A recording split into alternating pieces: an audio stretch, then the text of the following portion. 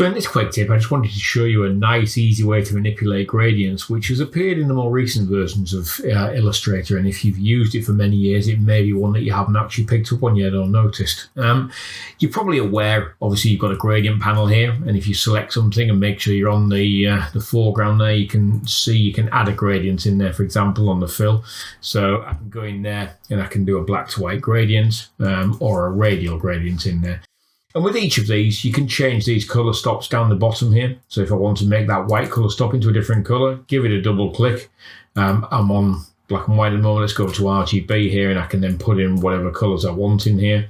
And similarly, I can do the same over here on the black stop. Go in there, switch it over to RGB, and let's just put a different color in there. So I can mix in whatever colors I want.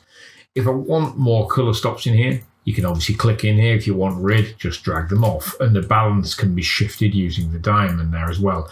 So that works roughly the same for the radial gradients as well, except obviously you're shifting in towards or away from the center, and you can add in color stops in just the same way. The new one that's gone in here is actually this third one here, and this wasn't previously there on the older versions of Illustrator. It's the Freeform gradient. So, for example, when you were doing that previously, you'd have probably had to go over here and use something like the mesh tool, for example, to create this type of effect. Whereas now you can go into the Freeform gradient here. And what it allows you to do is have these color stops on here and move them around. So I can go in here, give it a double click, and let's shift to a different color. And if I want an extra color stop, just click over here and add an extra color stop. Give it a double click, and we'll go for a different color there. And you can see I'm able to add as many of these color stops as I want on here and put them in wherever I want. So it's a really nice, easy way to kind of do this. If you want rid of one, click on it, hit delete, and it gets rid of it. If you want to add one back in there, just click again, and you can pop in whatever color you want. And you can adjust these as well here in terms of how the spread works. More or less, go over here and do the same. Click on it, do it more or less. But it's a very, very nice, easy flowing way to handle these gradients. I'm doing it with points here, which I find quite easy, but you can also go on there and do that with lines.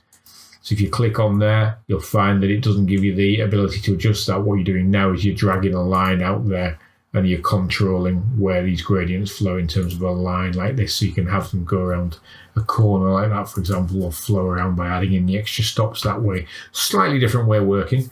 Personally, I prefer the points, I think, but I can see why there'd be uses where the lines probably make more sense to do it that way. So that gives you a bit of an idea of how this works. And if you ever want to go back in, if you've come off this, click on the side there and go back and want to edit this gradient, all you do is you go back over here and you edit gradient, and it brings you back into editing mode there, and you can then see what you're editing, and you can click back on these, adjust the spread if you want to, move them around, or go back onto here where you've got the lines and adjust those accordingly and move them around a little bit as well. So hopefully that's some use if you've been fighting with gradients a little bit and want an easier way to control them. Hopefully that gives you it.